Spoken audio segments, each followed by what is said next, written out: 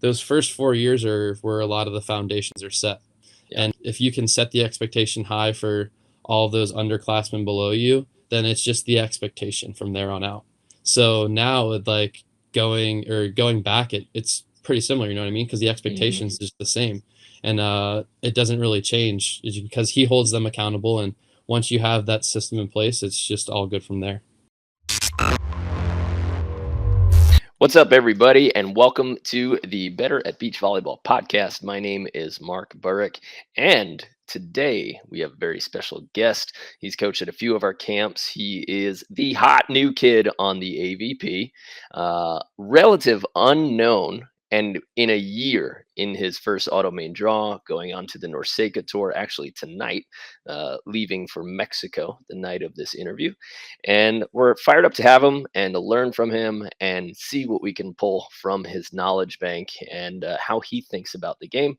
But huge round of applause.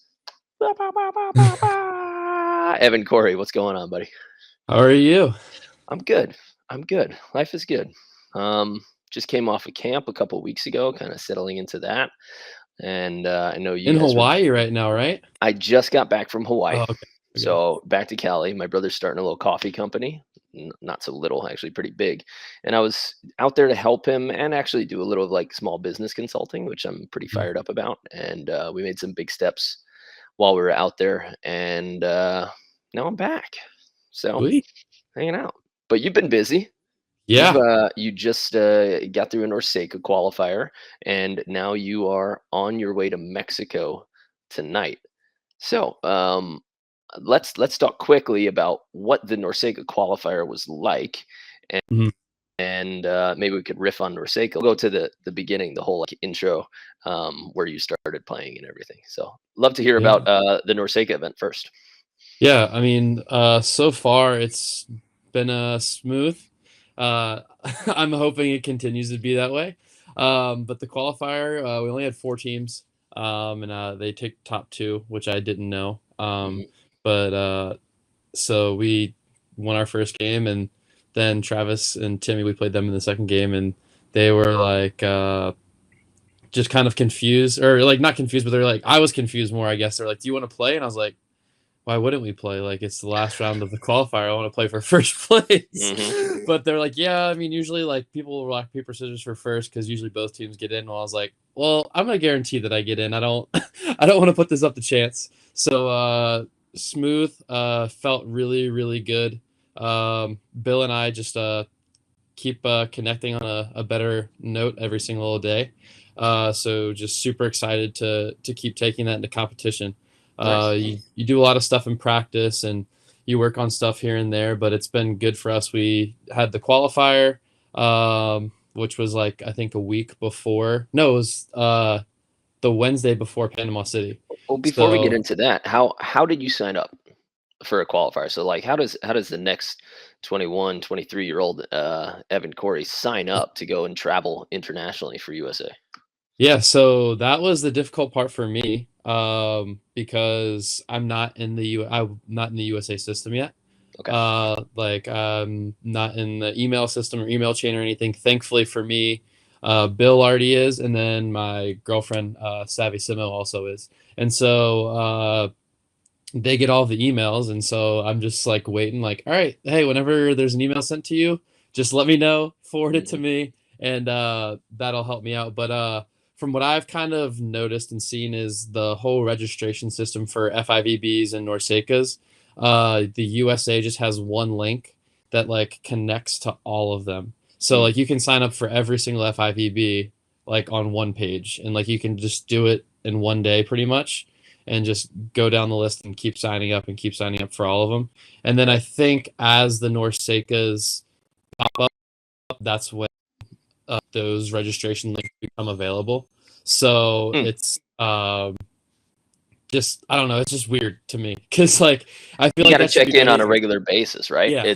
You're never going to know when an event is going to pop up. And NORCECA, if everybody is following Taylor Crabb, he just posted a rager against NORCECA, something that we've all known for 2 decades, that NORCECA is poorly run, poor Hmm. organizational skills. And so they will, like you said, they'll just pop up with a tournament, or they'll have 15 tournaments on their schedule and 8 of them will get canceled by the end of the Hmm. summer. So you have to look at those links from USA Volleyball and you have to be ready to sign up on a whim. And then you show up on, when was this qualifier? Was it a Wednesday or a It Tuesday? was a Wednesday, yeah. So we played Wednesday, and it's just like a Wednesday morning in Manhattan Beach. And I think that's kind of the key for the international part is Mhm. like as much as like people want to be able to do stuff from a different area, which like I was doing in New Orleans. You know what I mean? And like I felt like I sustained a good amount of success, but there's like a certain part of time or like a certain period of time where you're like, you know what, if I want to go play international, you have to be here. You have to be in California. And it's super unfortunate from like I mean, there's certain circumstances I think like Taryn and Kristen had like the fortunate circumstance of being able to go and get into a qualifier with 0 points. But Mm. on the men's side of things, that's not a reality. There's too many men's teams that are just going and signing up, and like, um, there's teams with like Travis and Timmy, Travis Murder and Timmy Brewster, both have solid points, and there's like futures event, which is like the lowest tier FIVB, and Mhm. they can't get in with like 3 solid finishes. So in order to be able to do that, you have to be here and you have to be trying to do these Norsekas because that's how you got to get points and try and get into the game and try and get skins in the game. And I kind of noticed that in the off season, and was just like, screw it, let's go for it. Yeah, I think it's still one of those weird truths of being, I'm not going to say competitive, but being involved in w- in the ability to go and compete internationally for the USA. You can many people have proven that you can get to the AVP without being in California. Mhm. Is it easier from a training standpoint and competitors and the pool of partners that you can say like, somebody tweaked their ankle, so I'm going to practice with this person today, and then you start seeing who you can play with. Just from the international standpoint of saying, oh yeah, there's a qualifier next week and it's on a Wednesday and there might be a tournament that Saturday, so now you've got 2 round trip flights, which or is a which is multi-city what flight. the case was because Wednesday was the Norseca qualifier, and then Panama City was Friday, Saturday, and Mm. so we played Wednesday, and then I ended up flying out Wednesday night and going. So I mean, if it was Thursday, it was originally on Thursday, and they switched it to Wednesday because everybody who was playing pretty much was like, hey, we're playing this Panama City qualifier, we need to be there, Yeah. and so can you switch the qualifier to Wednesday? So they thankfully did that because our goal, I mean, since we were already qualified for Austin, we're like, you know what, we're not going to go to Panama City. Panama City was more for just a practice for us, you know what I mean? Kind Yeah. of dry run of competition and feeling each other out. And we're like, well, we're going to just do the Norseca then, if that's the case, and just play on Thursday. So thankfully they ended up moving that. But like, it wouldn't have been possible if I didn't live out here because I would have had to go from New Orleans, and then I would have had to change my trip Hmm. to LA and then LA back. And so it would have just been way too much. Yeah. Not easy if you're not here for the trials, for the tryouts, and involved and in the face with USA Volleyball. I did that. I guess this is 7 years ago now, and I just realized, oh my goodness, all of these, the Norseca playoffs, where all the USA teams compete against each other to see who goes to the Continental Tour, Mm-hmm. and that usually will help you build some low World Tour points, and hopefully, that gets you your way to the World Tour. You don't even know that those exist when you live, in New Orleans, when you live in New York. It's You're just like, what is there? We have to use like a ball that they sell at Toys R Us to compete in this to compete in this thing where there are no fans, there are 4 referees, and everybody's just battling against each other. It's so funny that the Continental Qualifier is something that's so important for the career of an international player, of a future international player, is a fanless event. It's not that they're not allowed, but it's literally 4 refs, just half of the AVP, and just battling. And it feels like another practice day. It Mm-hmm. really does. But it's important for you to be able to get that international experience. Yeah. And And we go ahead. thankfully they've increased Norseca points, like Continental Tour points. So now like if you win, it's like 80% of like the futures. So like it's Okay. actually kind of worth it to go and like try and get these points because it's not like, oh, you're just getting like pennies on the dime here. It's actually decent amount and kind of worth it now. It used to be that, like, when I started, I think it was 7 years ago, we played, we qualified for two different sections, and when we were going, it would one qualifier would qualify you for 2 to 3 events. And like I said, you'd usually go to one because two of them might be canceled by Norseca. So you're just like hoping that you qualify for the right events where all of them don't get canceled. Mm, And that did literally happen. But at that time, the Norseca points, through Norseca's and a couple of world tours, I was able to get to top 100 rankings in FIVB just through continental events, which is mhm. kind of insane if you think about it now, because now you have all of those tiers, Yeah.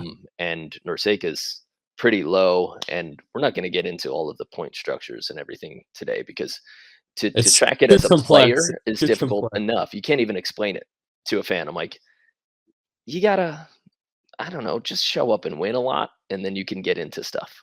If that's all you do, if you just win, you're My set. my best explanation is kind of what me and Logan did last year. Is like, all right, hey, look, we won a lot and we won at all these really difficult events. Now we're in a good spot. Yeah, And and like that's in order to make it, that's what you have to do. exactly. Cool. All right. Well, a good little life update, but let's run through some of the questions so people can get to know you. All right. Yeah. So Evan, we just want to know, when and why did you start playing beach volleyball? Yeah. So I started playing when I was about 14 years old. I got into it kind of just by chance. It was Mhm. more like Coconut Beach, which you've been to. So anybody who doesn't know Coconut Beach out in New Orleans, which is where I'm from and just recently moved from out to California. Um, I just played there, but I didn't play to start. I just went and watched. They have like these massive, like, I mean, you saw the complex is massive, about Huge, 20 something courts, like a football and field. yeah, and in these 20 something courts, they run leagues every night, like these beer leagues where people just go out, have fun with their friends. And so my mom and my dad did it, but mostly my mom would take me out on like Thursdays or Friday nights. I can't remember exactly which night that she played, but we play. She'd go out and play with her friends on the night, and Mm. just being a competitor, I always played sports growing up and stuff. I mean, you watch a sport and like you just want to play. It's so hard to just be a spectator sometimes, especially as a kid. You mean as a kid, you're just like you want to go out. You got so much energy, you just want to go play. And so People I always, I always get made fun of all the time when people are like, "Hey man, do you watch basketball? Do you watch baseball?" I go, "Man, I play sports. I don't watch them. Like, I know no stats about any sports, any teams. But if you throw me a ball, like, yeah, let's go play. But I'm not gonna sit in my yeah. living room ever and sit down and watch something when I could be out playing it."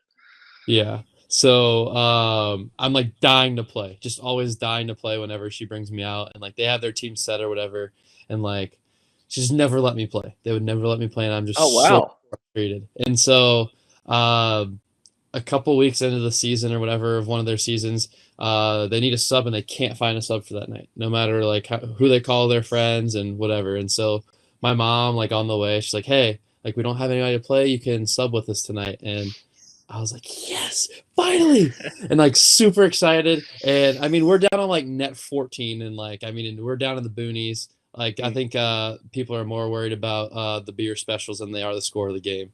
sure. But I get into the game, and they were like, "Wait, he's actually like pretty good compared to us, like just naturally." And so I kind of became a regular part of their team. Cool. And we worked our way up from like net 14 to like net 7 or 8, like eventually throughout each season, which was kind of cool.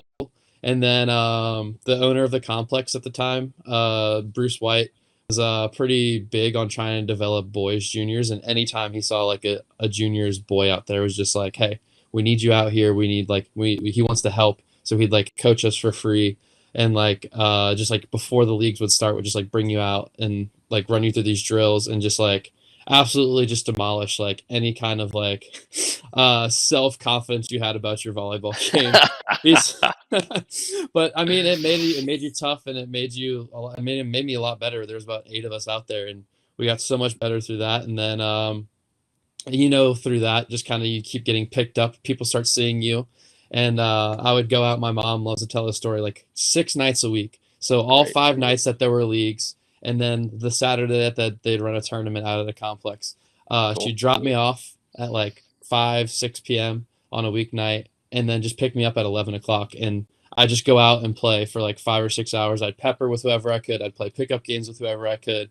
So Just you were anything. you were playing before you were being coached, unlike I think Yeah. like a lot of juniors. Okay, so you picked it up at the time when most other players are joining a team. Hmm. You were just picking it up, kind of like a lot of the grown-ups pick it up, where they're just like in Yeah. their mid 20s. Or, well, what's this beer league? But you were doing that before you even joined a team. Yeah. So, I mean, like, and just kind of learned through that. And I mean, the more you play out there, the more people are like, oh, this kid's getting kind of good. And so you just keep getting picked up by better and better teams. And like Hmm, within 2 years, I was already up to like court one, which is, I mean, like the right? top court. And so, thankfully Did you had, play any high school volleyball during that? there's no high school volleyball in Louisiana. So, Zero uh, men's high school volleyball, but there is for zero. women. Yes. Hmm, And I mean, I went to an all boys school, so I didn't even have the opportunity to like try and protest that, you know what I mean? Or right. like I could like try and play on the women's team or something like that. But I started playing team wise, I guess, when I was 16. I joined the indoor club, Cool. Bayou Boys, and there was no tryouts or anything. So basically, we had 8 kids from all across Louisiana, and you showed up to the gym and you were on the team. And so Awesome. that was our team. But I mean, fortunately, we had a really good coach. One of the kids on our team, his mom was a multiple time state champion coach for the girls side in high school, and she just taught us to be really disciplined. And I mean, we didn't really have a lot of height or anything, but we had a lot of heart, and so we Mm, got really good at passing, and we got really good at defense, and really good at serving to zones. And as most people know at a higher level, that's going to win you a lot of volleyball games. And mm, so our like whole model around things was like we had really good passers, and then our setter was pretty good because his mom was the coach, and so he'd been playing volleyball for a long time.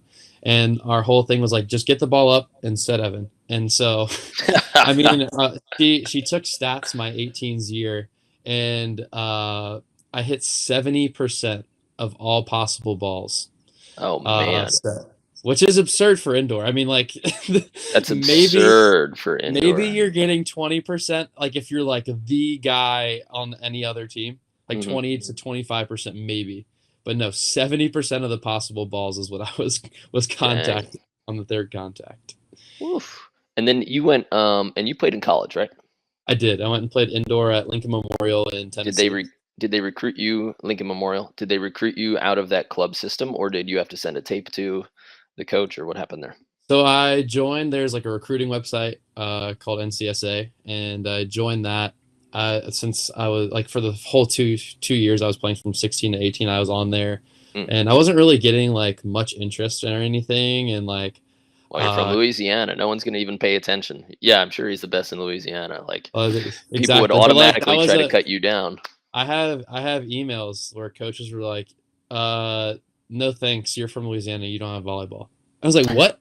Like you don't even look at the tape or anything. Like don't even come watch me play. Like you just give me the shot. Like give me the Hmm. chance. But so at that point I'd almost just given up. I had D3 and NAI stuff, but I was like, I know I can play at the best level, and if I'm not playing at the best level, I'm not going to do it because I know I can compete with all these people. And so I was like, but all or nothing. And I was like, you know what? If y'all aren't gonna take a chance on me, I'm just not gonna do it. I'm gonna go. I mean, I was good in school, and so I was like, I'm just gonna go be really smart and go to a really high academic school and just get a normal career, Right. and play beach volleyball on the side of that. But Mm. thankfully, um, going into my senior year, I was not even gonna play club actually. So my 18th year, I was like, I'm just not gonna do it. Oh wow. But my stepdad, before he was even my stepdad, he was just dating my mom, and he was like, "No, I think you should." And so he literally gave up his entire salary because I didn't want to make my mom or my dad pay anything because I mean we weren't well off financially for that stuff. And so I was like, I don't want to waste their money if I'm not going to go do this in college. Like this is the whole reason we've been doing it. And he was just like, I'll coach the team, and he played professionally in Puerto Rico indoor, and so like Huh. he knows the game pretty well, and so he gave up his entire salary for the club season so I could play and try and go get a scholarship. And he's like, Wow. you need to go do this. You're gonna really, really regret this later in life if you don't at least go try for a year. You need to try it for a year. If you don't like it, fine, whatever. Mm. You can quit and come back home after a year, but if you don't go and try, that's just like a waste of your potential because you're too good for that. And so eventually, Lincoln Memorial doesn't even call me until March of my senior year. First phone call, first contact, because of the first year of the program was my first year. Oh, So the wow. coach Okay. had just gotten hired, and he was like scrambling in March. He's like, dude, I mean, like it's really late in the recruiting cycle. I don't know who to pick up or anything. There's not going to be much left for me. Hmm. But he called me up, and I was like, yeah, I'd be interested. So I end up going on a visit in April, right after I win FUDs.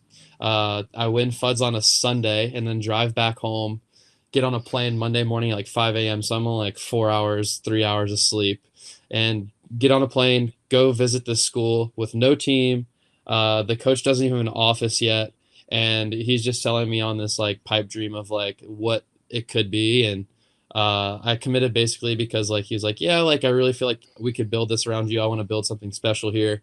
And like to me it was really special because it was still in the southeast, and like I feel there's just like that tie to me that will always Yeah. be to the southeast. And it's like, you know what, I can build something bigger in the southeast for volleyball, and that's really cool to me. And Awesome. over the 4 years, that's kind of what happened. I mean, this year was the first year, I mean, which is 6 years into the program. We beat 3 top 15 programs, ranked in the top 15 for the first time. And for 6 years into a program, that just doesn't happen in men's volleyball. Hmm. It's really difficult to try and break into that top upper echelon. And we had a really, really good coach, John Cash, who just, I don't know, he just knows how to build a program. He's just a great leader, knows how Nice. to inspire people to do great things. And he's continuing to just build a great program there. And it feels good to have been a big part of that because those first 4 years are where a lot of the foundations are set. Yeah. And if you can set the expectation high for all of those underclassmen below you, then it's just the expectation from there on out. So now with like going back, it's pretty similar, you know what I mean? Because the Hmm. expectation is just the same. And it doesn't really change because he holds them accountable. And once you have that system in place, it's just all good from there. So, in all of that, we mentioned your mom who finally let you play. We mentioned Bruce White who uh, had the complex and then pushed you as a kid. Had your stepdad who didn't let you quit the sport, essentially. Yeah. And then you had a great college coach, and now I imagine you've had a few mentors since then. So, who do you think was the most influential person there in your game, your career? Like, what was the key person that you think that you could attribute it all, like turning forward to or accelerating you? Yeah. So I think all of those people have had tremendous influence in my life that were just mentioned. But I think the turning point was really so I graduated during COVID. So during 2020, world shut down. Like, so my professional career kind of started when there was no tournaments. Right. I was thankful enough. I got back home in May, and I just started working with Joey Keener, Hmm. he's been my coach for the past 2 years. And I mean, he's not out here now or anything, but still talk to him. He still watches like all my practice videos. We still talk about like adjustments and stuff that he sees.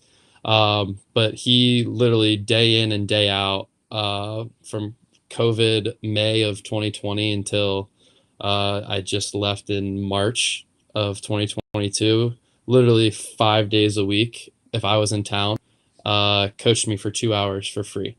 For Every, free. yeah. So this is Uh, just somebody who believes in you and loves volleyball. yeah, truly, truly loves volleyball. Loves seeing the development of people. And he just I mean, I played against him. He played open against me in Louisiana when I was younger, and my first open win actually ever was against him in a finals. So it's kind of like a cool full circle moment. But he's just truly wants to make our area and our region known for volleyball, and he kind of brings this mentality. And kind of having that chip on your shoulder. And I mean, a lot of the people from our area kind of have that same mentality, because he kind of does coach anybody that's good from our area on the men's side is from him. Right. So I mean, we have somebody like Ian Bicko who just goes and beats Eric and Avery in Panama City, which is a hell of a win for them. And I mean, like, that is credited probably a lot to Joey, because I mean, this guy just gives so much for us to try and be successful. And I mean, we thankfully are able to give back to him a little bit by helping him coach his juniors club. But I mean, he just gave so much and poured so much energy, not only like knowledge wise, but also emotionally, and trying to help develop us as people. So it's just, I can't say enough good things about him. What do you think the best thing he gave you was? Was it a mindset? Was it a skill set? A way of thinking about the game? A strategy? What thing did he implement into your game that you think is the most important that you like to hold on to? Yeah. So I think a lot of people probably mostly look at coaches for their ability to teach a certain skill or teach a certain way of like a system or something. Mm, But one thing that he teaches a lot is, one is creativity. So he's always going to be looking for new ideas. We're always playing around with new different things. Like, he'll go and watch a video. Like, he just watches every FIVB match, and he tries to find similarities. And he's like, all right, I've been seeing a lot of these similarities in these like top players. Let's go and try this out and see how we like it in our system and see if it works. mm. So one, his creativity, and then two, I would say, is like his social intelligence, which is kind of sounds weird. No, I But get it. I think in beach volleyball, that is like extremely, extremely important, It's because like, everything for beach volleyball it coaches. is, because we have so well. One, he knows how to get to every single player, Mm, so he's able to try and pull out the best of your abilities. He really makes like he makes your personality shine, which is huge. You know yeah, what I mean? Like, you can feel like you can be yourself, and I feel like when you're most yourself on your court, that's when you play your best, because you're just playing freely. You're not thinking about anybody else. You're not thinking yeah, about anything. yeah. So he unlocks that potential of just letting you like express yourself on the court. And then also like the part of like knowing how to talk to your partner, how to communicate effectively, and how to get the best out of your partner. Because I mean, beach volleyball, you rely so much on another human being that, Mm. like, if you're not getting the best out of your partner, you're probably not going to win. So really trying to figure out how people's brains work, and like he's really good at that, and trying to teach. He's taught me a lot about, okay, like, you've got to know the personality of your partner, how they receive like compliments, and how to make them feel like they're the man. Does he give you any tricks to do that? Is there a number one thing that you attribute back to Joey that you say, I always do this with my partners, and Joey gave that to me? I think it's always like just making them feel like they are the best player at the tournament. Mm, And how they receive that is different based on the person. So like somebody like Bill, who is a little bit more to himself. Logan's kind of the same way, a little mhm. bit more to themselves. Maybe you don't make them feel like, you know what I mean? Like, you don't want to give them all this attention, because some people don't like the attention, you know what I mean? But there's different ways. So like, but there's also people who it's like, okay, this person, like, everybody in this complex needs to know that this guy is the best player, and you can scream it all you want. But like, there's different ways of getting that to people, but I think it's just making your partner feel like they are the best player in the tournament. I love that. However you figure that out, and that takes time, which is difficult. And I think that's why it's so valuable to me, because it's difficult, because there's so many different things that go on in people's brains up here that, like, you don't know, and you've got to almost experiment with it and see how they react to things, and pay attention whenever you say something, how they react to things. I love that. I love that. We talk about that a lot in our courses and camps about exactly what you just said. Making somebody feel like they are the best person on the court, in the tournament, on the beach, in the AVP, wherever.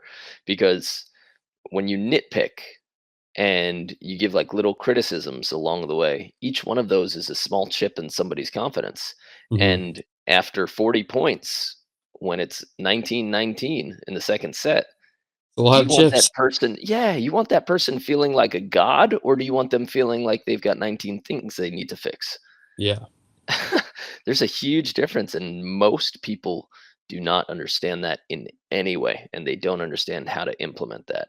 And I've had moments where I've struggled with that, and then I got back to it. I think in college I was a fantastic teammate, and just because I had no skill, I Hmm. was just raw energy, and that's what I brought. And then once I started acquiring skill, I think I neglected the energy for a while, and now I'm Hmm. sort of back to an even keel where it's like, all right, now I've got the energy and I know how to make you feel good. And that the reason that I got on a court in indoor initially, or even on the team, was solely because of the energy, no skill whatsoever. And if you can attribute that both in indoor and in beach, if you can bring the positive energy that makes other people feel better, do things, you can have an effect on the game without touching the ball. Hmm. And it sounds like Joey did that as a coach, does Yeah. did, uh, and you can do that as a teammate. So I love that.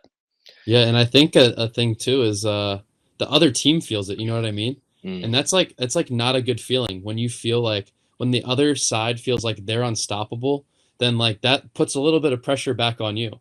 So like most people in that kind of crumble. I mean, there's great teams out there that they're gonna be like, you know what, we're gonna butt back. But yeah, most people don't like to butt heads with that energy.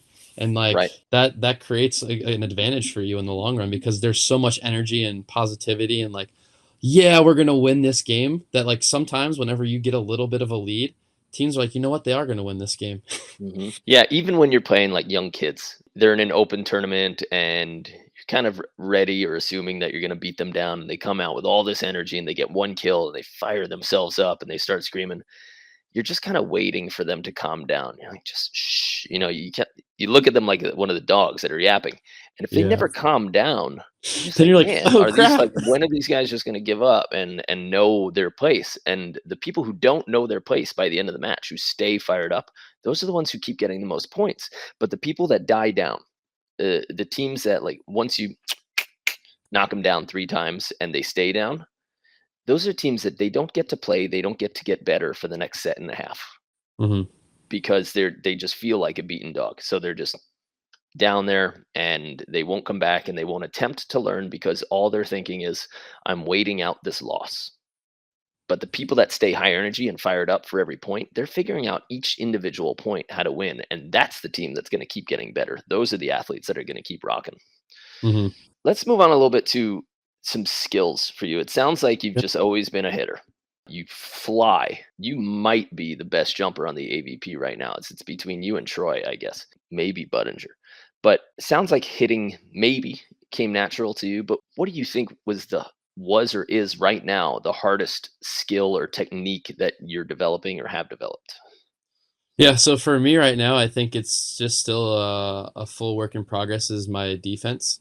Just because I didn't transition to defense. I never played defense until the end of 2020. So Because as you in jumped high, there's so everybody was like, "Oh, I'll put you at the net." oh, especially at home, yeah, where I'm the tallest person and I jump high. So like, yeah, of course you're gonna go to the net. Yeah, the And then, five but if ten you look at 50-year-old is like putting you up there, and he's like, "Great, you can block for me." It's like, okay. exactly, but it's just and I'm sure you know, there's so much nuance to like a high level defense, and just learning that and kind of honing in those skills for me is just a work in progress every day. It gets frustrating at times for me because like there's certain points where you reach a high level match and you're like, oh, there's another level that I don't know yet. Mm, But you want to know, but it just takes time. And so I think the big joke right now, I have Evie Matthews as my coach, and he's a really high level thinker. yeah. Guy knows a lot about the game.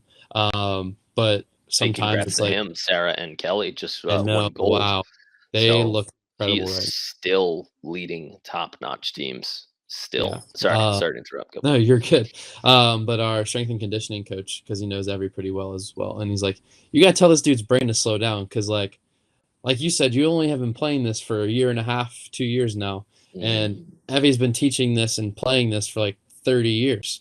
right. So you've got to tell him he's like on that calculus level, and you got to get him down to algebra. Like tell this dude to teach you the algebra before you get to calculus, and then we can start talking. But basically, it's just starting to learn like it's even still the basic stuff, you know what I mean, and like positioning and finding out what makes hitters think a different way. And even for me, sometimes it's like the angle and the softness I need to create on some of my digs, just because it's not their muscle memory yet. I haven't Okay. been able to play, or haven't played and practiced enough reps to fully have the comfortability in that yet. So is it the positioning? Are you currently working on the positioning that will make somebody hit a certain shot, or just being in the right position for a certain dig or a certain shot? What exactly, if you could dive down, because the people who are listening here are trying to figure out where they are in their game and one actionable thing that they can fix, or that they know that you're working on, so maybe they can work on the Yeah. same thing I think for me is the most important thing right now is my base position. for a one block. So for just like all kinds of blocks. So when I'm first getting into the court, like figuring out what is like a good spot in the middle of the court for me to kind of start making my moves. Hmm. Like a lot of people talk about starting in that middle back position and kind of making your move from there. Do you like that But position, entering like straight through the middle? For me, I've gotten completely rid of that. I did it for the first 8 years, and I'm just like, mhm, I'm never entering middle again. I'll yeah. I'll go very near my position or wherever I think this person needs to see me in order to get the next dig. Yeah, so I'm kind of figuring out that like based on the block we're running, there's different positioning. And then like you can change that up throughout a match to give people different looks. And like if you're playing for shots, okay, maybe my positioning on like a line block will just be in the angle every single time to start. And then one time I'll go middle.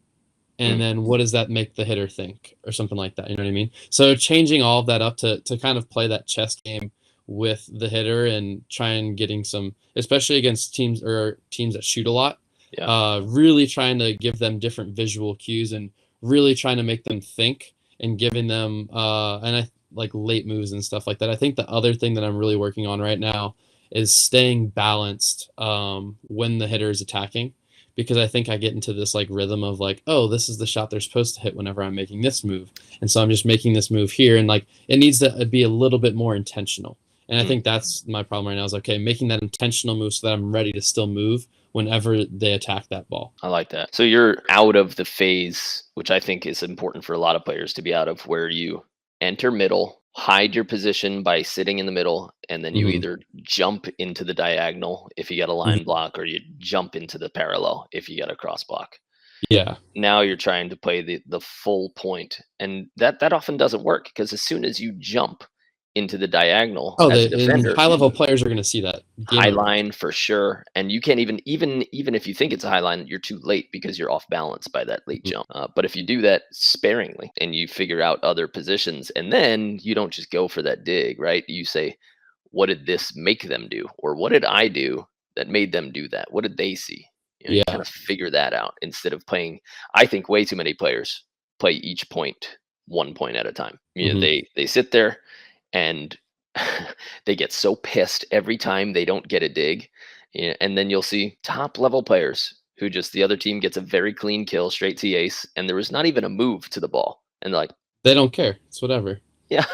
It's gaining. Okay, what are they doing every time that we do this? If I serve them here, what are they doing? If I serve them here, where are they attacking from? Are they struggling to pass here? If they're attacking from this arm slot, where is their shot most likely going to? All that. Yeah. And it's not just, I think they see me here, or I can't let them see me here. Sometimes I want them to see me here. I want to sit enough to make sure that I dig a hard shot if they're swinging every time.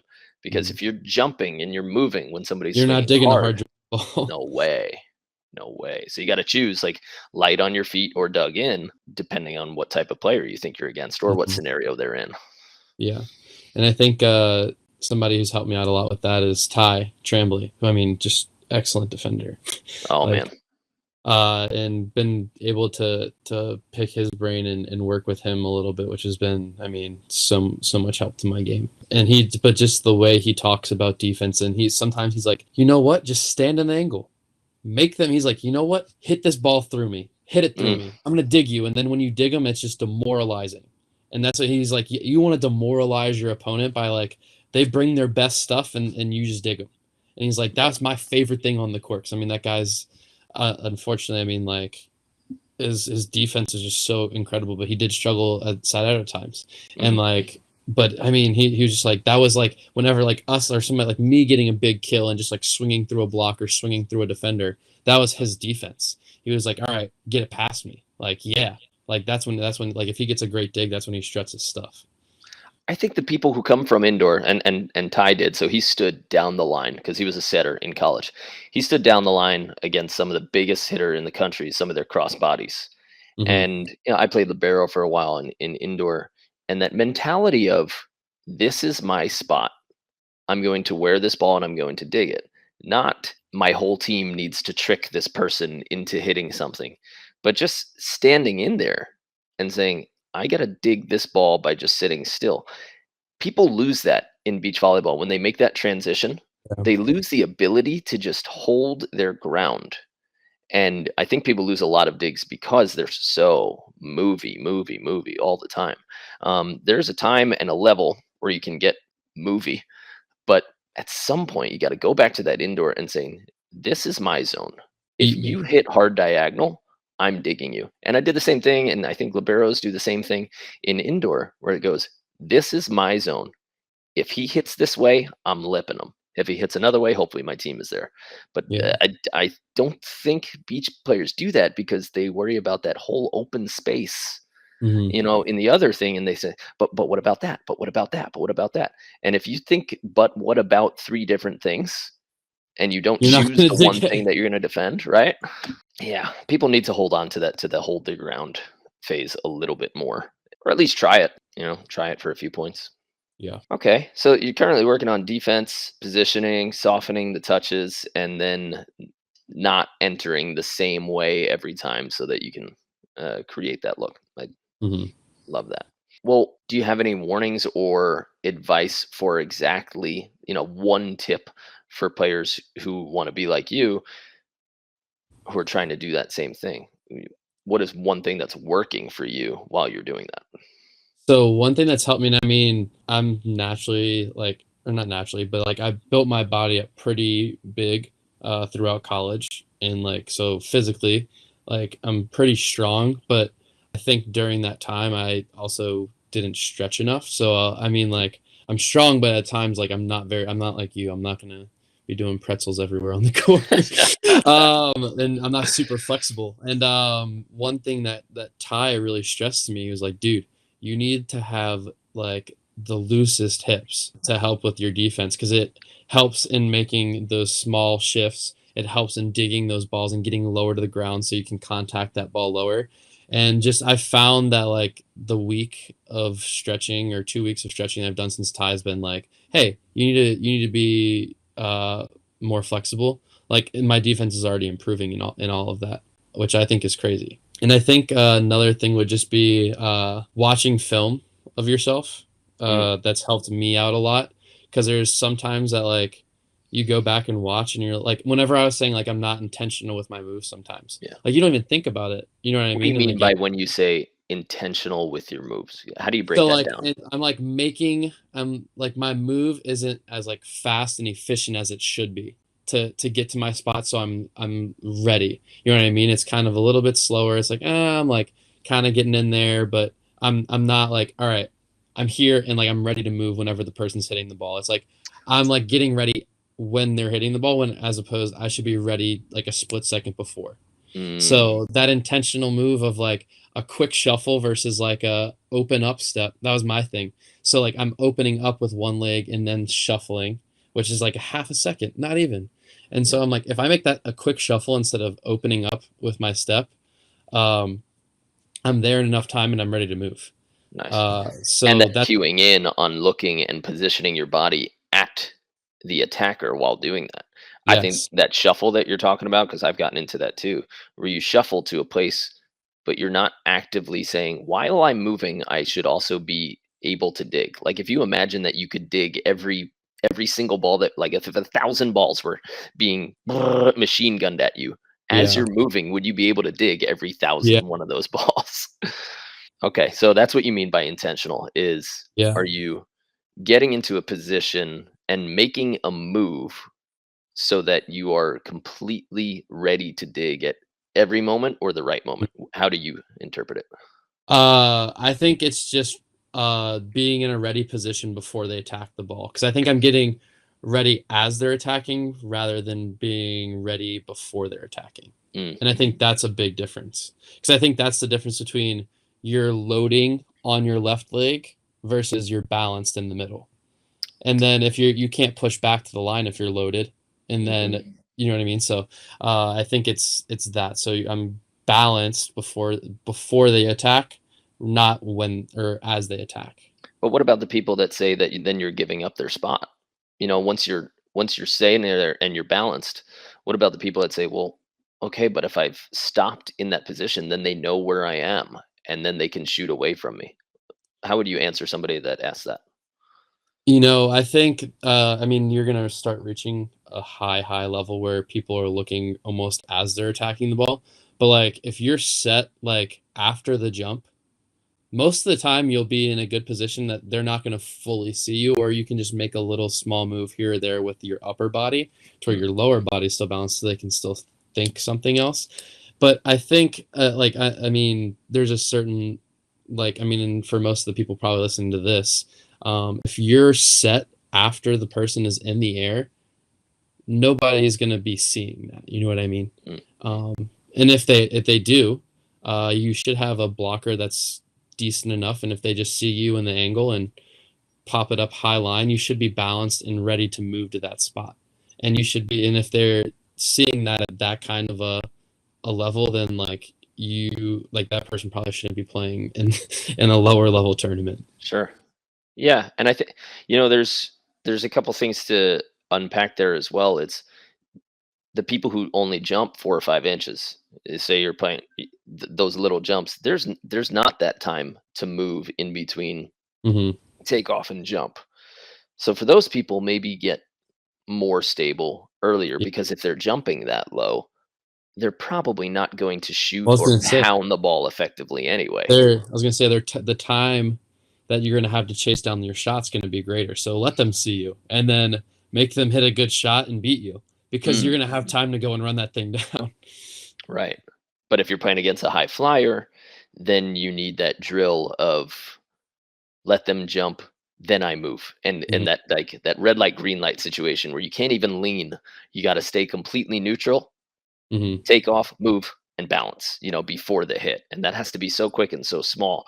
But a lot of defenders, what I used to do is you make this giant move instead of a half of a shuffle step, into that position. And that giant move puts you so off balance that now, like, all of the positioning work you've done is now eradicated because you're off balance.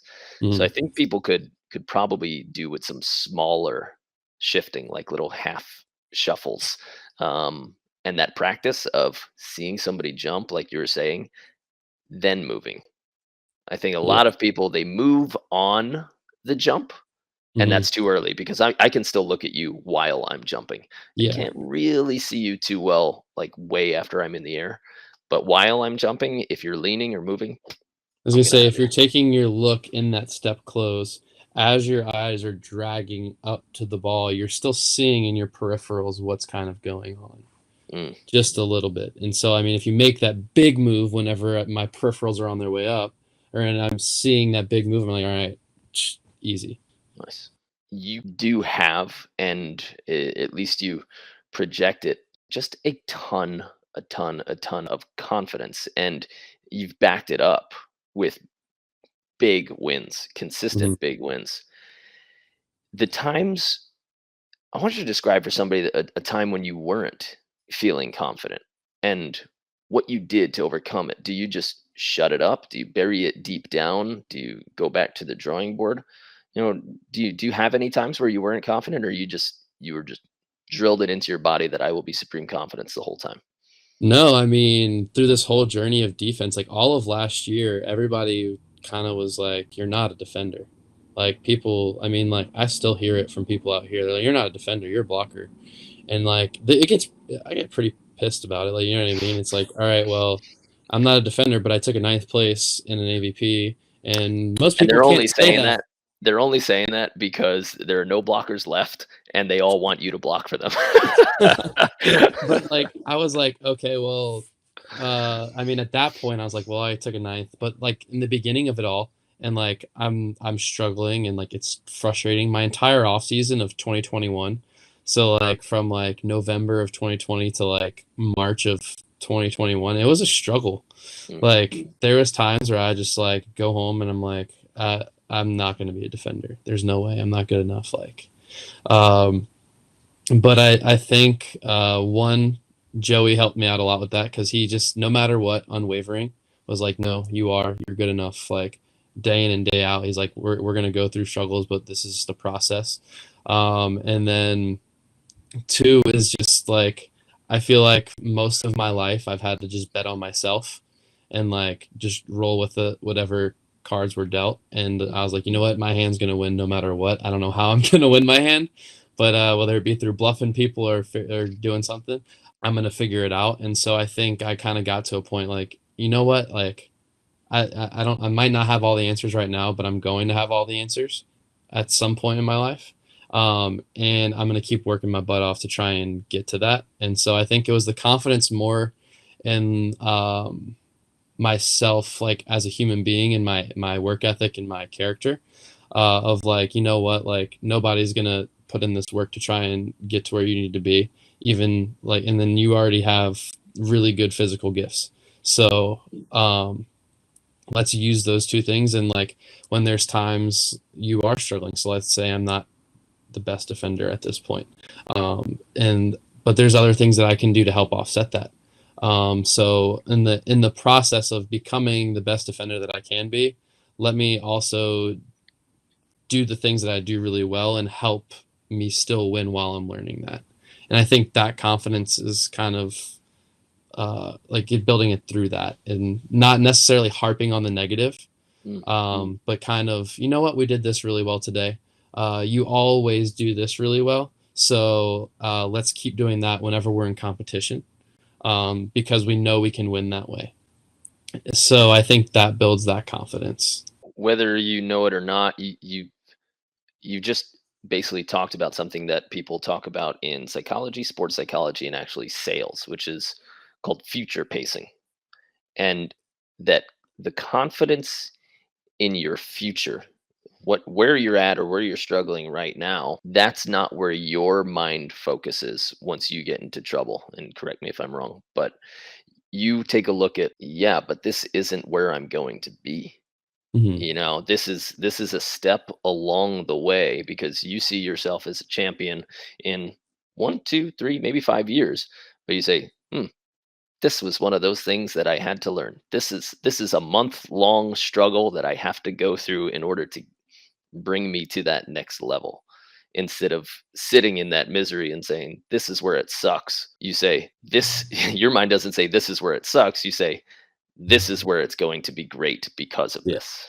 Hmm. I Yeah. like And that. I don't know. It's just, I feel like there's just like a resilience in me that Mm, I don't know, just kind of always been there. And it's funny if we talk about it, there's just like New Orleans as a whole is kind of just a resilient city in the fact, I mean, like think about like hurricanes and stuff like that. And just like it always feels like there's a lot of stuff that gets beat down there, but we're just like that Rocky type of like, it hit me 6 times, knock me down 6 times, I'm still gonna get up seven. mhm. And I think just that kind of like grit and determination that, I mean, it's just all over in the city. I mean, a lot of great athletes have come out of there, and I think it's just kind of taught in our sports there growing up.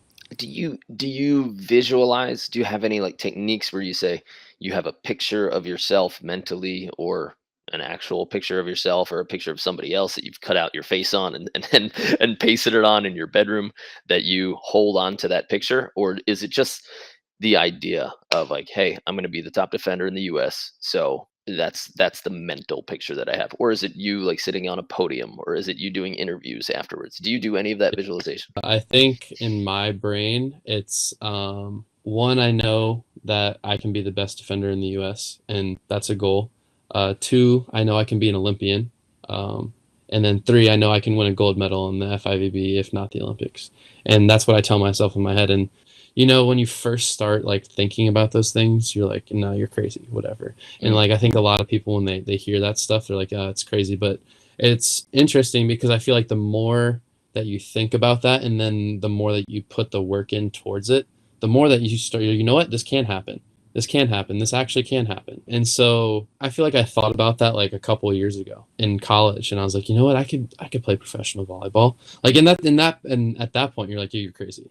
And then like you're like just getting and breaking into professional volleyball, and then you're like, oh no, I can keep pushing this further. And so I think it's more of chasing. And I listened to this, and Matthew McConaughey has like this great line, and the person that he looks up to is himself 10 years from now. That's awesome. And so he's always going to be chasing that person. I think that's kind of how it's going to evolve for me, because like thinking back on it now is like, oh, like this dream and like this vision of who I could be as an athlete just keeps evolving. And so I think it's just going to continue to like me from like 2 years, 3 years from now. That's who I'm chasing after, because that's who I feel like I can be. And that's so great. And Matthew McConaughey has got a very interesting story where he didn't work for like 5 years. yeah, because he didn't want to be he didn't want to be stuck in his one role. Yeah. And then he got what, $13.5 million offer for one movie, and he declined it because he was like, nope, I'm refusing to be in this role anymore, and I want to expand my limits as an actor, which is awesome. Can you imagine if you take that from Hollywood, from Matthew McConaughey? Like he wasn't getting jobs. It's not that he left Hollywood. He just wasn't getting jobs because he wouldn't be there. Imagine winning a bunch and then doing a position shift, saying like, pulling an Avery and going from blocker to defender for a little while. Or right now, Troy, who's gone from blocker to defender, right? Try and Trevor, a bunch of people who made these shifts. But imagine going for a 4 or 5 year span without winning a tournament, whether a major one or a middle one. It's almost like being like a qualifier player for like 4 or 5 years, like staying in the qualifier after you've already been in the main, and then you're back in the qualifier for 4 or 5 years. Don't qualify once, and but you're like, you know what? No, this is going to pay off. Yeah, it's a fun route, and it waves. I think the confidence that you're talking about, sometimes it does waves, because you said that it sounded crazy in the beginning. I kind of had straight up confidence in the beginning, and then it waved back down where you have enough losses and you're like, oh man, you don't know if that was just childish confidence. And then you start getting some wins, you start packing on some new skills, you get some big wins. You're, oh, I got this again. And if you can fight through those little dips of confidence and hold on to the future pacing like we talked about, you're just going to keep going. And people get stuck into where they are instead of where they are going to be.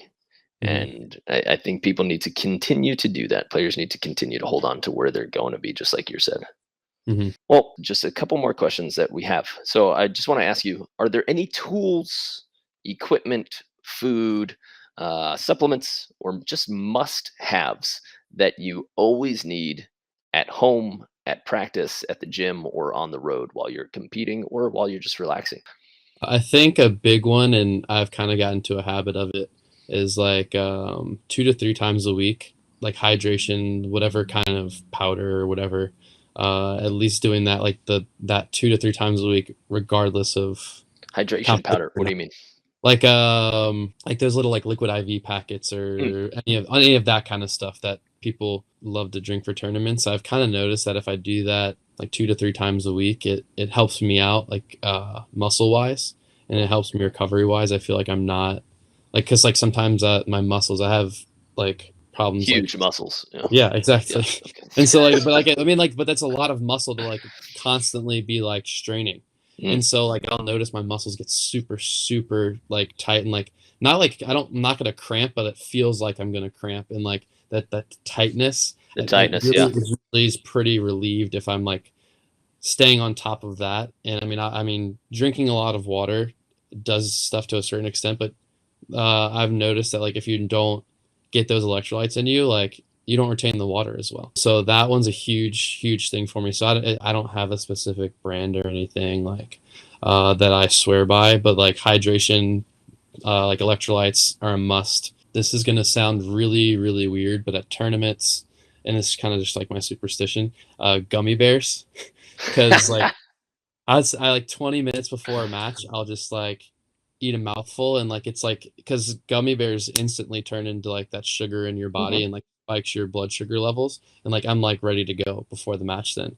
And it usually sustains pretty well for the length of a match, about the time that like you need to go. So that, especially like in those longer tournament days, I mean AVPs and stuff now are maybe playing way less matches. It's not going to be as important, but like those Right. 5, 6 match days, on match like 4 or 5, when you're like, man, I'm tired, it gets you up, it gets you going for that next match. And that Mhm. was one of the things. And I mean, most people are like, oh, but it's not healthy. Well, you're burning 5,000 calories in a day. You're able to afford some like artificial sugar that's Yeah. gonna get you going. Are there better ways for people out there? Like, number one, superstition, a little mental help, a little mental kick. Like, I'm the gummy bear guy, and that gives me the confidence. Yeah, that sugar 20 minutes before, perfect timing. You Yeah. know, I would say maybe then at like if you're 30 minutes into a match, hopefully you just wipe this team out and it's like a 38-minute match. But after that first set, another half a handful just to make sure that sugar kick stays high.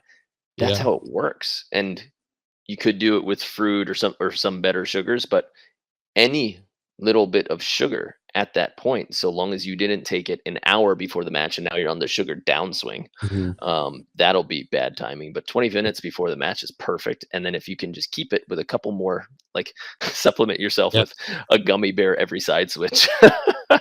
It just makes the Keep them soul in your happy too. pocket, I just get think them nice and sandy. long grueling day, it keeps the soul happy. So that's Gummy bears are always happy. They got the little hands and yes, exactly. you don't see the frowning gummy bears. They always got a smile. Let's see what else. I'm pretty big lacrosse ball person. I always have a lacrosse ball in my bag to roll out. I film all of our stuff. I'm huge on trying to keep a video data Mhm. bank of everything, and I've actually taken your recommendation. We have a private group for our practices now that I get to watch on Facebook Live. Smart. Uh, I mean, we can go and watch stuff on Zoom as a team. I have Yeah. 4 or 5 people, and we're just like, all right, we share the screen and just play it, and we Mhm. could talk about it all at once, and it's really, really helpful. So I keep tripod, charger, a portable charger with me, bands, like the ones that go around your ankles and stuff. I think those are the most universal, because you Yeah. can also do some stuff with shoulders and stuff if you really need to. Um, and that is about it. I'm pretty big on like recovery tools. I mean, like to help supplement, but I think stretching is more important than like using the Theragun. I think people want to just use that as like a, oh, okay, I'll just Theragun and I'm good to go. I don't need to stretch. Yeah. Um, Yeah, I if have anything, all, it's Theragun before stretch because the Theragun will shut off the nerve endings so that you're less sensitive, which means that you can get into a deeper range. So if you're just Theragunning for no reason, like you might shut off some nerve endings if you're sensitive or in pain, but then you need to increase your range after that. So it should always be massage, then stretch, massage, then stretch to deepen that range of motion. And hopefully you can develop a little bit of strength in that deeper range. yeah. So, I mean, I have all kinds of different stuff for that, but I think the stretching is more important. And then I have, I've had knee problems since college, and Mm, uh, I mean, jumping and hitting as much as I did, it takes a toll. And so, I mean, I have this thing. It does heat and cooling. It's not like the full, I think, temperature of ice, but it's pretty close. And I travel with that everywhere because I think that helps me a lot. cool. Um, Kind of gets the knee warmed up for practice, or after practice, kind of cools it down and gets everything feeling right after. Nice. Okay, last question, Ev. Are there any projects or any things that you're working on outside of just competing in volleyball that you want to share with anybody? Yeah, so I mean, I have my own like clothing line, Awesome. um, bluenosebeach.com. It's just one way for people to both like rep me if they want to, and also support me because all the profits just go to me. And I think it's a good way, like at tournaments, like there's people that have certain things that people, you know what I mean? I want to be able to recognize if somebody's my fan, Hmm. because that makes me like see them, and then you know what, I'm gonna go and have a conversation with that person because like thank you. Like to me, if you're help supporting my journey, like your family, like, and that's, I mean it means a lot because for most beach volleyball players, it's not easy to try and get this like career off and running. Um, so any kind of support, any even like $10, you know what I mean? I mean, like I make $10 on each shirt after everything, and so it's That's like, great. hey, you just paid for like my meal at the tournament by Yeah. buying it, And something you're like that. giving them something. Yeah, The whole Patreon, GoFundMe stuff really bothers me hmm, when people aren't giving their fans or their supporters something that they'll enjoy, something that they'll value. Hey, support me while I play a game, even though there are tons of other bad things happening in the world. Like, at least give something back to yeah, the world. Give them something that they'll enjoy, something that they'll like, apparel that they're going to love wearing and is going to generate some conversation. That's something good. But if you're sitting there and you're just I have a big problem with yeah, the beg for money with GoFundMe and with Patreon when you're yeah, not providing something for a business hmm, or for an individual, something that they'll enjoy, something that they'll benefit from. I have a huge problem with that. Players need it. There's no doubt that we need money, but to go around and with a handout when we're living a pretty privileged life and we can already spend 4 hours a day on the beach and yeah, working out, it's like, mm, you know what, you're gonna have to do something better for me. I'm yeah, not saying that the people who have the money and want to support athletes shouldn't, hmm, but there's got to be a balance of, can I provide something instead of ask for something? yeah. um, I do Patreon as well, but I was pretty big because like I was weighing options, and I didn't want to do a GoFundMe because I feel like that's the biggest handout when you're just like, mm, hey, I have this dream, can you support it? So for my Patreon, I mean, like I give like weekly updates, I give a calendar of where I'm going to be, I give workouts. So this is where I was like, you know what, I nice, need to give people value. I need to great, give workouts, and I need to give practice like stuff. Because like then at that point now you're getting an inside look at my life, and you're getting an hmm, inside look at what a professional athlete is doing to try and prepare. yeah, and um how they can prepare. yeah, so and I think, and just kind of, and I'll give in my weekly updates, sometimes it's not just like, oh yeah, this is what I did this week. I try to find like a lesson or something something I've like thought about and learned this week, Great. and like give like a little bit of insight behind what I'm thinking at a certain point in time. Like, okay, like this week I was goal setting. I was trying to figure out what goals I was doing, what goes behind picking out my goals, what goes behind like the mindset that I have going into a tournament. You know what I mean? Giving something like a little bit extra, because I feel Yeah. like for the most part, people are just gonna be like, "Yeah, here's what I did this week," and I'm just like, "Oh, well, that's not that interesting." Yeah. And if if you're a great writer, if you're somebody like Travis who can make it an entertaining and educating read, then that's good. That's something that you are actually providing, Mhm. you know? All right. If you guys want to follow him on Instagram, it is Evan Cory Yep. Volley. You guys can check it out. Go ahead and give him a follow and check out his website and his clothes over at Yeah. bluenosebeach.com. If you are here live right now, you can come on to the chat and enter it into YouTube or our Facebook group, and you can ask me and Evan some questions.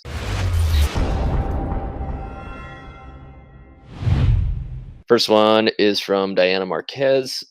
She asked, Mark, where can I get one of your shirts? Diana, if you want to check out some Better at Beach shirts, you can head to betteratbeach.com/shop, and you can check out the apparel there. Click on the apparel, it'll bring you to Teespring, and you can order those shirts. If you want to get some gear from Evan, you go to bluenosebeach.com. Bluenosebeach.com. Christine Bredehoft says, Hi, Evan. So good to see you. And she gave you a little heart. That's a SOB person from Colorado. Nice. Love it. Getting the beach volleyball vacation circuit. You coach for us, you coach for SOB. Did you do the volleyball vacations? I did, and Nice. Turks as well. So you've got all three. I just have. You've done the whole circle. I love it. Yeah. Birch. And for anybody asking, there is no preference. I think they're all very different experiences, and they're all great. So Thanks, buddy.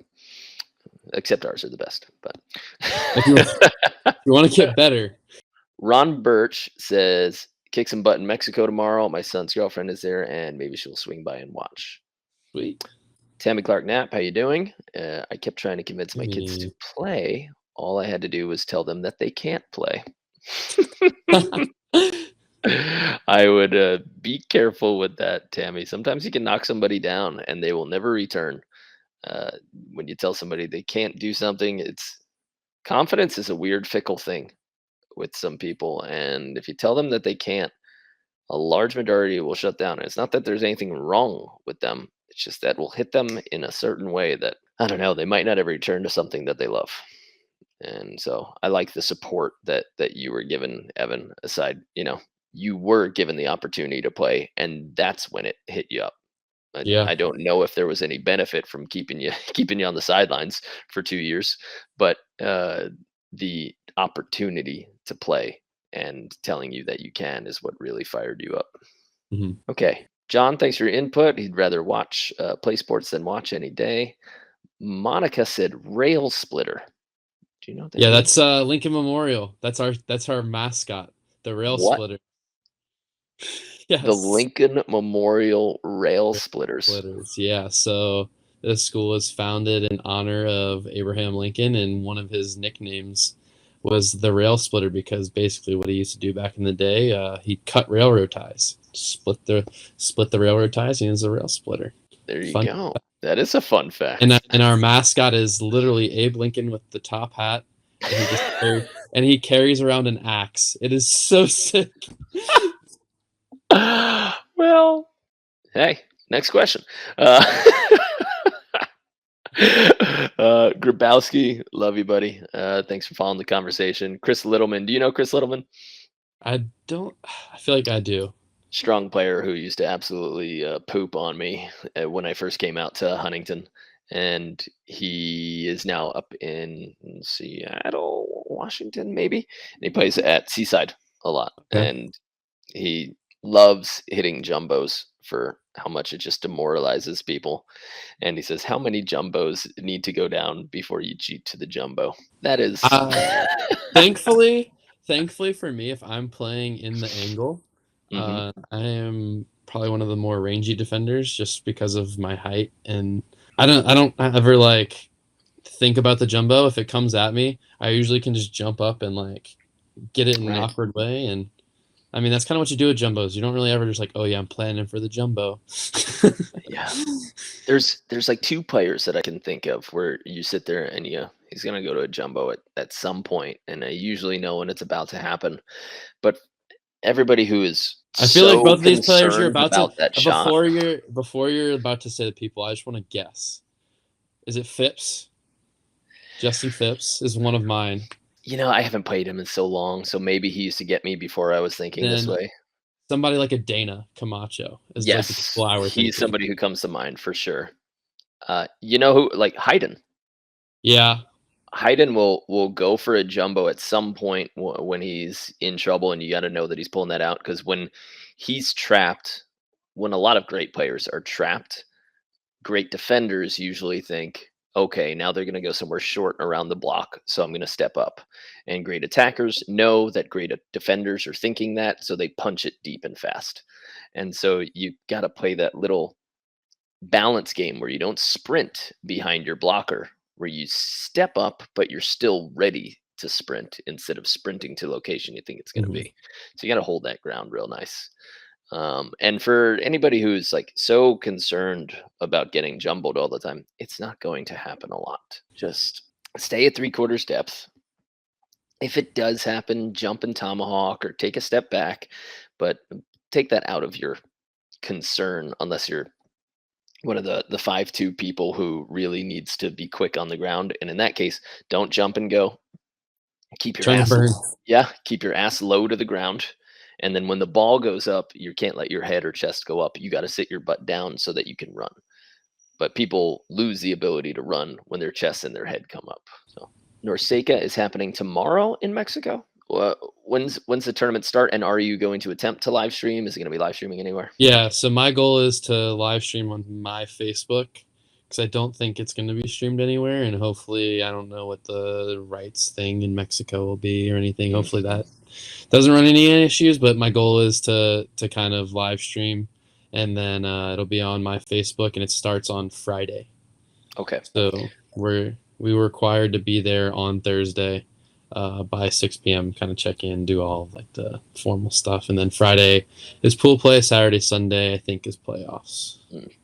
From experience, if you don't bring a jersey, they might not have one for you. I'm sure I have to Bill go. may have told you. I'm running in about 45 minutes to go pick one up from Sean Scott at USA. Good. Yeah. We were not told about that before we went, and we're like, yeah, we're going to a professional continental tour tournament. They're gonna give us a tank top, right? So we didn't even think about that, and then we had to run around and get Sharpies and get matching. Like, we had to cut our own jerseys, and we had to draw the number 1 and 2 and USA on it for the entire tournament. A nice little Hanes Anyway. white beater. We supported the local economy, so that's fine. Ron Birch wants to know about the Blue Nose. Yeah. So it was born out of necessity. It's not born out of showmanship. It was during COVID. I was out in the sun a ton, and I was like, damn, my nose is getting charred. Like always, no matter how much sunscreen I'd put on a tournament, it was just, I mean, in the Southeast, it gets hot. Like, and that's just like a fact of it. And it didn't really matter how much I would reapply throughout a day. So I was like, I'm just going to go buy like the sunscreen that lifeguards wear, the zinc oxide. I knew it was zinc oxide sunscreen. So I just went and looked it up on the internet, and the first thing that pulled up was this company called Zinka, Zinka. And they just happen to have colored sunscreen. And I always, like before even the Blue Nose, I always wore a blue hat since I was like 15 years old. I guess I've always worn the same hat playing. And then I was like, I'll just match the color of the nose to the hat. Just kind of make it cool looking instead of just like an idiot. Nice. And now you got a brand. Yeah, and so, I mean, the first tournament I went and played after it was up at Grand Sands in Ohio. And it was like the first big one after COVID kind of hit. And I won the tournament, and everybody's like, who's this kid with the blue nose? So there you go. Why am I going to change it? Everybody's, who's this kid with the blue nose? I'm going to keep being the kid with the blue nose. That's it. Easy to find at tournaments. Is it going to stay for the AVP in Norseca? Nice. Yep. I like it. Well, you got a website now, so you can't. Now you're attached to it forever. Okay, Patty Miller says hello and best of luck this season. Chris Bredohoff says, good to see you. If you're coming to Denver for the AVP with Sammy, you've got a place to stay. Daniel Stevens would like to know like one piece of quick advice for attacking against a 4-block. So I think a huge key for attacking against a 4-block is having a good angle in your approach, because it opens up your vision to see the blocker kind of making that move across the net. And then also it kind of opens up your peripherals, and like if you're staring that defender down in the angle and he makes a big move like a little too early, you can see that move and you should be able to just shoot that ball over angle. Or if you only see the blocker and you're able to attack up high aggressively, then they're running that 4, they're both moving, you see the block move, then you can just kind of come cross body and attack that pretty aggressively. Do you go into the mindset where you want to bang away from the blocker, or do you want to shoot over the blocker? I feel like you're a banger. But yeah, and I mean, I'll even attack at the blocker. I don't care. Like I mean, I've played indoor enough to where I can attack high hands and feel pretty comfortable about it. So I'm not afraid to challenge the block. But also, if I know that they're getting into this game of moving around a lot and they're trying to run a 4 or something on me, because a lot of teams, that's what they kind of try and do is like, okay, we've let him hit a couple times, and then let's run a 4 and let's try and be like a little sneaky about it. He's either going to shoot a high line, trying to go over the block, or try and bang this ball angle. And so whenever that happens, I usually am just like, oh, you see me? Okay, just hit the ball away, because you're selling out. Most of the time they're just selling out and trying to get that high line or the hard swing. Okay. So if you've got the height and you like swinging, stay with the swing. If you're a shooter, then look for the blocker, look for the defender, and either shoot over the blocker Brad Keenan used to say, I just used to look for the block, and if I wanted to shoot, I would hit over them. Like, he never looked at a defender once, he says. I was just like, that always baffled me. But Just run doubles on Brad Keenan, I guess. Double up. and do you come in looking to hit one angle? So for me, I like to come in thinking I'm going to hit one shot. Whether it's a high line, whether it's a cut shot, whether it's a cross, and then I have an off switch where if I see something, then I'll hit the next thing. Is that what you like to do, or do you like to go up with a blank slate? I think I'm always up in the air looking to swing if I can. And then it kind of changes from there because since challenging the blocker, you've got to wait and see where the blocker's at and stuff like that. But I'm always looking up to go up and attack aggressively because then that makes defenders think a little bit extra. I think sometimes if I go up thinking to shoot, then I slow down my approach. I slow down my arm, and then it's like, oh, okay, well, we can just wait and watch and see what you're going to go and hit now. So I always try and come in aggressively because I think that opens up my offense. The defenders don't know what to do as much, and so that helps me out, I think. It's funny. I think now when I'm looking for shoots, I come in super hard. And I like make sure that my arm moves almost faster than it does when it swings because I'm like, I got to make sure that I sell this shoot. I gotta sell this. But that was way different than what I used to do. It used to be all slow arm and everything. But now I whip my arm through my shots. Laura Tucker says, "Hi, Mom." That's your mom? Yeah. Nice. She wants to know what you're looking forward to most this year on tour. I think it's just getting to experience my first full year on tour and traveling for an entire year. Last year it was 3 events and there was a lot of grassroots stuff, and 2020 was all grassroots. There was no AVP.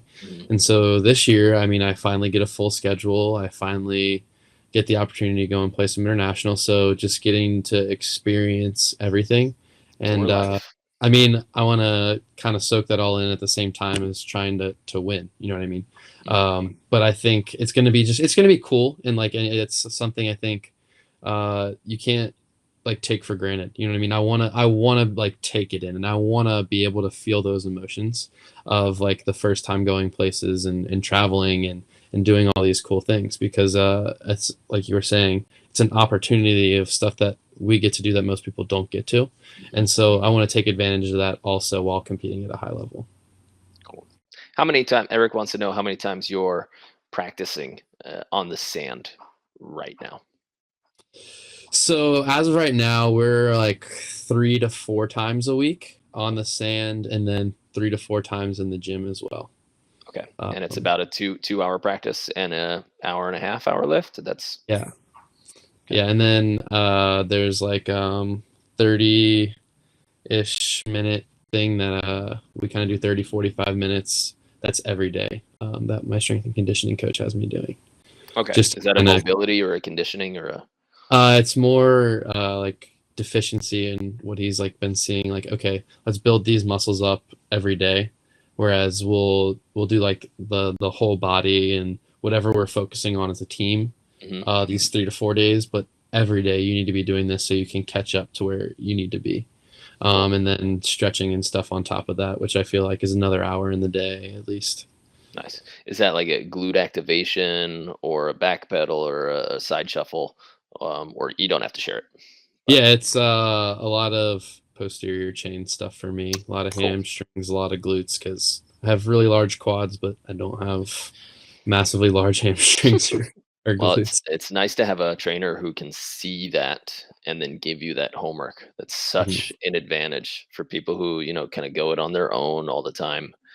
A lot of times your strengths and your weaknesses hide from you. Or they hide behind your picture of yourself. And that is not an objective picture.